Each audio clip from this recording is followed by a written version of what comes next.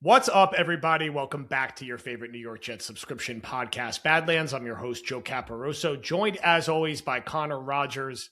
Normal Tuesday pod, emergency pod, as the New York Jets have fired offensive coordinator Tanner Engstrand because there's no normal days, there's no normal weeks. So now the New York Jets fired their defensive coordinator, their offensive coordinator, just about every position coach that they have, and it's almost February. Connor, we have a lot to talk about. How you doing? How you feeling? Man, this is going to be some kind of show today, huh? I think that, number one, I'm okay. I'm sitting here in my normal recording space because I spent all of Monday, after doing my Monday morning recap show at Sims, I spent all Monday afternoon and evening rebooking flights, waiting for flights, and sometimes you just got to know when to fold them. Mathematically, I had run out of time where I would not have made the last connection to Mobile, so I will be on the tape grind from home for the Senior Bowl, which is the same effect. I just love going. It's a fun trip. You get to see everybody. You're a couple feet from the drills. So instead, I'll be watching the tape. Especially, I'm leaving for Super Bowl in a couple of days as well. So am I. The boys are going to be on the road. Yeah, the boys. Yeah, everybody's on the road all the time this year. It's an NBC Super Bowl, so a ton going on. I hope everybody's safe at home after the crazy snowstorm. But amongst the chaos is just Jets. How do we even, not even clean up on aisle 9, but an absolute toxic wasteland right now that we are going to break down in every single way, because this has gone from grim pessimism, so many different ways to describe it, to, you can go out quietly. And I think if you were a betting man, you would set the most favorable odds at the Jets are going to go into next year. Aaron Glenn doesn't improve as much as he needs to keep his job. By November, Wink is leaking everything out of the building, and it's kind of a dysfunctional mess. And you have a young play caller that he just didn't have the ingredients to make it work, and some of his own shortcomings. And the Jets will win 4 games next year or whatever it is, and they clean sweep the place. And you go into a real coaching search where there's actually some promise because of the assets they have, and hopefully they hit on some picks in this draft to help that. So now, Joe, it doesn't feel like we're going into a quiet bad season. It feels like we're spinning out of control by the hour. And Literally. Of course, this is the most favorable odds. There's always the chance that some things go right and they find a way. But what we're going to break down today is an organization that, in our time of doing this feels as messy as it's ever been. And that's really, really saying something. Messy is the right word, because it's one thing to be bad, but to be bad and messy and loud and careening from decision to decision, right, like a ping pong ball, like it feels right now, is something else. Because look, we're not behind the scenes, but we can put 2 and 2 together. We see some of the reporting here, right? It certainly seems as if the offseason ended, they had sort of half-measure conversations with most of the staff and being like, you could look at other jobs if you want. We're still looking at our structure. We're probably just going to go hire a big-name defensive coordinator that we're excited about. Maybe it's going to be Wink. Maybe it's going to be someone else who's going to run the show. You get into that process. You're not too excited about the candidates. Aaron Glenn, much like him and Muji, pivoted after looking at their defensive tackles. We're like, you know what? I think I'm just going to call the plays myself, because I don't think I could hire anybody else I trust to call the plays. So now we're going to change that. Fine. Then it gets out that your young offensive coordinator, who was okay last year, not perfect, but okay, is going to be demoted. And as soon as it's leaked that he's going to be demoted, I can't imagine he's happy about that. I can't imagine he's enthused to stay with some random person that Aaron Glenn's going to bring in that he probably has no relationship with. And sure enough, it sounds like they had a conversation, and he was like, you know what? This probably isn't the right spot for me. Credit to him. I get it. And now the Jets have to conduct a full offensive coordinator search 3 days before February ends, while there's 10 other teams working to fill out their staffs, and not every head coach vacancy is filled yet. So as it stands now, we have to emphasize the Jets just don't need to hire an offensive and defensive coordinator. They need a secondary coach. They need a linebacker coach. They need a defensive line coach. They need a passing game coordinator. They need a quarterback coach. They need everything except for Sean Jefferson, who's Garrett Wilson's buddy. Fine, I get it, keeping him. And their offensive line coach, who was fine because the Jets have a lot of talent on their offensive line. Yeah, you want continuity there. Sure. And you got Chris Banjo, who was awesome. And might end up being the head coach by the time we end up recording this podcast at the rate we're going. We try to be very measured here. And I also try to just look at this from like a organization standpoint. You put the sport aside. Even if you got to a result that's reasonable, which is Aaron Glenn looked in the mirror and said, I screwed up so much year one, and I got one chance here, and I'm going down with a clean slate and new guys and more veteran voices, and I'm going to do everything I can to get this guy from here. Fine. There's problems with that because he hired all these guys originally. It just feels very ad hoc. And how are you treating these people, and how does the reputation permeate throughout the league? I don't know. Maybe it's not as bad as it was, but from the outside looking in, and optics matter and perceptions matter, the Jets look as messy as any team in the NFL, and they look as messy as I've seen them throughout their drought. They were quietly terrible in that second Adam Gase year. From what I could recall, they were kind of quietly terrible in that second Kotite year. I can't remember any. I know staff turnover is normal after year one, but the timing on this and the extremity of it, I just can't remember seeing anything like it. How do you build a staff right now with this many openings that could compete next year? I mean, what is going on is my question. I don't know. The difference with those years is that there is no plan right now. With those years, even Gase knew himself what the finish line meant. When the year was over, he was going to be fired, and they were going to move on and look for a new staff and start over, and obviously say what you want about that year, right? But it felt like at least Joe Douglas and Woody Johnson were on the same page. And I know at the time, Gase was very upset because he felt like he brought Joe Douglas here, and then how could, but there was somebody on the same page with the owner, or Christopher Johnson. Sorry. Yep. So let's not forget the timelines. There was actually Christopher Johnson. The theme right now that is the most alarming, not shocking, but the most alarming, is that it has become very evident this week that Aaron Glenn and Woody Johnson, and those two sides, there's a football side and there is an ownership business side. And this has been a consistent problem with the New York Jets for a long time. But to me, if you could just read between things a little bit and use a little bit of intelligence to jump to fair conclusions, there is a clear divide here between the football side and the ownership business side. Now, there often is with the New York Jets, but it's often more hidden, disguised differently than it being on full blast this week. And why I say that is I'm going to ask people to come along for this ride and realize I'm going to frame this as my opinion mixed with a little bit of some educated assumptions or guesses. We know the Jets were going to be looking for a defensive coordinator because Steve Wilkes got fired within the season. That is something that you're going into the offseason bracing for. They interviewed 8 different people, right? You didn't have to love all the candidates, but that's a real search. They interviewed 8 different people. They got denied by a couple people behind the scenes.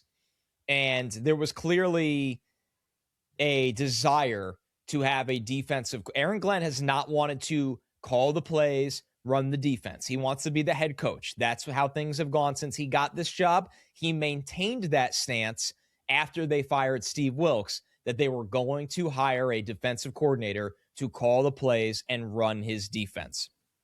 Now, let's jump ahead to where we could start to make some educated guesses, assumptions mixed with opinion here, right? Not reporting the news. Saturday, Wink Martindale gets a second interview. This interview by multiple reporters was framed as, him potentially getting to the finish line and working out a contract to be the defensive coordinator. We recorded a reaction pod. We thought it was done. Right. You don't hire Wink Martindale, at this stage of his life at least, to come aboard, hang out, give some thoughts here or there. You hire Wink Martindale whether you believe in him or not, and there was a lot of reason to doubt him at this stage of his NFL life or coaching life, to run the defense. Things go silent for a couple of days. We get to Sunday night.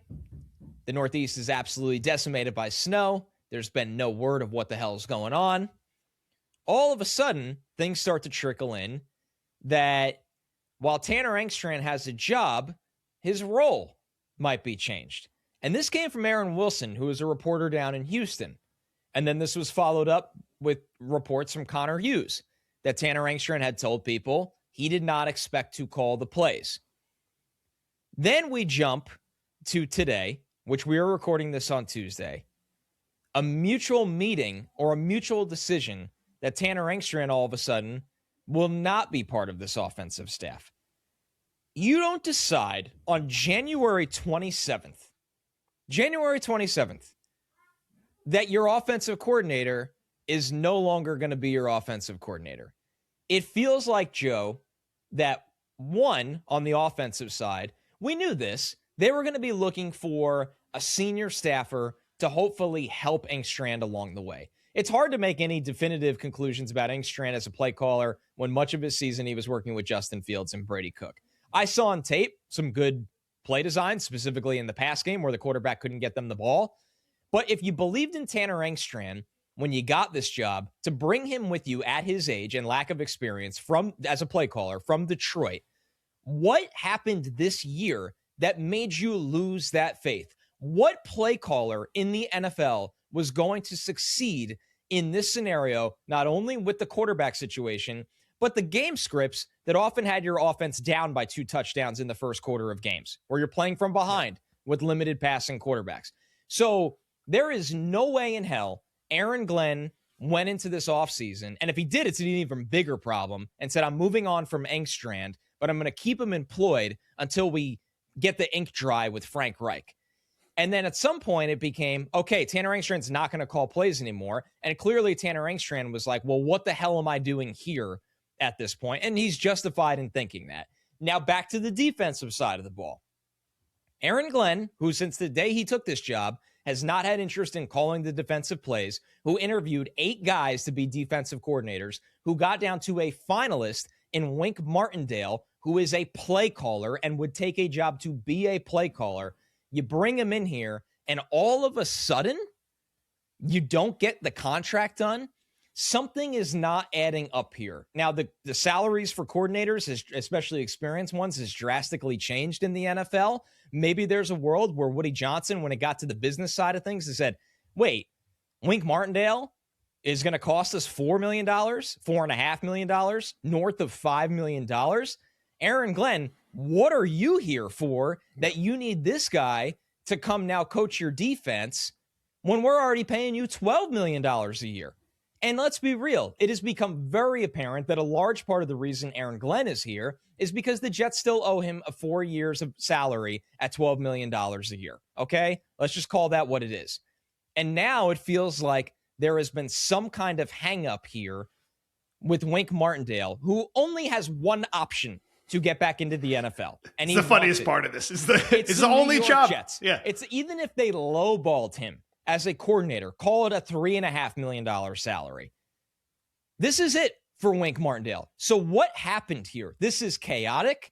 This is a mess. This is 2 sides of the operation completely on different footing right now. And it's making the Jet fan feel like they are just trying to hit on Madden, simulate to this time next year.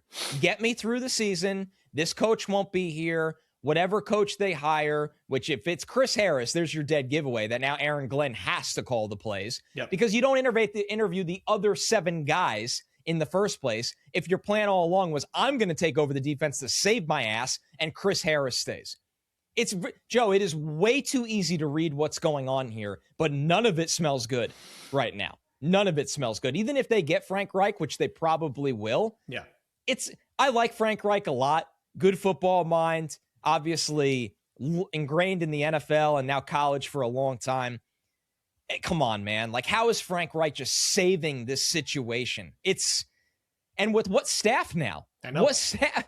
So The Jets also have to, and I think they bungled this in many ways that they used to bungle their game planning in the middle of the game. If you're hiring a new play caller, you can't circumnavigate the system. You have to do the proper interview process. You have to be adherent to the Rooney Rule. You have to interview your certain amount of candidates. And I think they started to get down this process. And I wonder if at a certain point, Woody Johnson was like, you get one. You don't get to hire Wink Martindale and Frank Wright and pay them each a ton of money to come here. Because what are you doing? You pick one.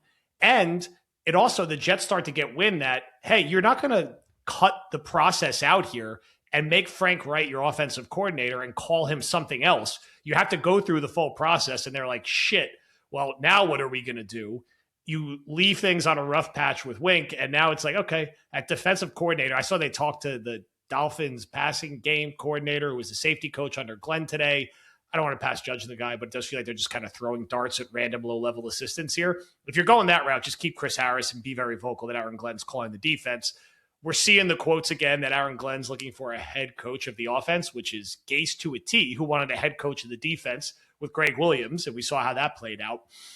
So, look, could at this spot, you're basically hiring Frank Wright, or maybe you're pulling a Matt Nagy or Greg Roman out of your hat, I guess. At least they were in the NFL a little more recently than Wright, because there was a moment there the Jets looked like they were going to hire two 65-year-olds who had been out of the NFL the last 2 years, which is one way to go about trying to be competitive. And you're setting Wright up with such a hard situation because he has to build his whole staff. And who was coming here to coach the quarterbacks and round out his staff? And then defensively, it's February. It's competitive out there. You got to be at the Senior Bowl scouting. You got to, who are you signing in free agency? Who is rounding out this team? Because you have $112 million of cap space. You have 4 picks in the top 44. You have 4 or 5 day 3 picks. You have to get to work on this, but it's a little hard to do if you don't know your offensive and defensive system. So the Jets, they got to figure it the fuck out and get everything tied up in the next 5 to 7 days and get to work on, if nothing else, putting talent on this roster where if you're not a part of the coaching staff, because Aaron Glenn just feels like he's holding on for dear life right now.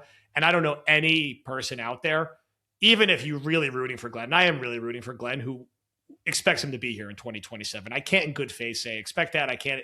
It just would be shocking, honestly, at this point. Crazier things have happened, but it would be shocking.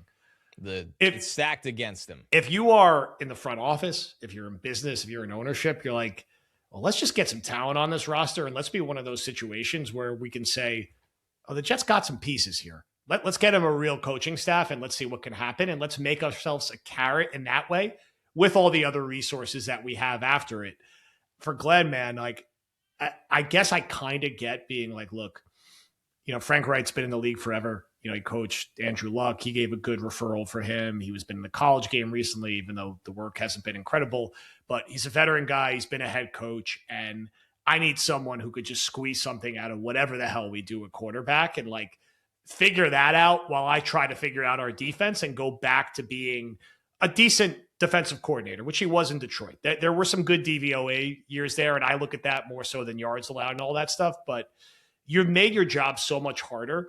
And I have to again stress, if even behind the scenes, it's not as nutty or as crazy as it looks, perception and optics matter. And Woody Johnson, like especially any owner, here. Yes, you're in the New York market. The Giants just hired Harbaugh, which, think about him what you want. It shows a degree of stability and seriousness in getting that done.